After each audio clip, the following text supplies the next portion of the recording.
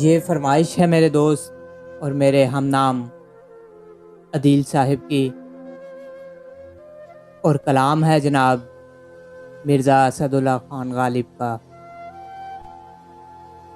کوئی امید بر نہیں آتی، کوئی صورت نظر نہیں آتی، موت کا ایک دن معین ہے، نیند کیوں رات بھر نہیں آتی۔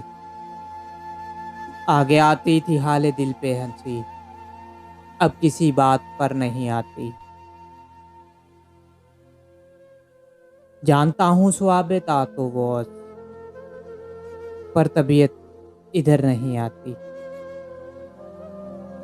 ہے کچھ ایسی ہی بات جو چپ ہوں، ورنہ کیا بات کر نہیں آتی۔ کیوں نہ چیخوں کہ یاد کرتے ہیں، میری آواز گر نہیں آتی۔ داغے دل گر نظر نہیں آتا، بو بھی اے چارہ گر نہیں آتی۔ ہم وہاں ہیں جہاں سے ہم کو بھی کچھ ہماری خبر نہیں آتی۔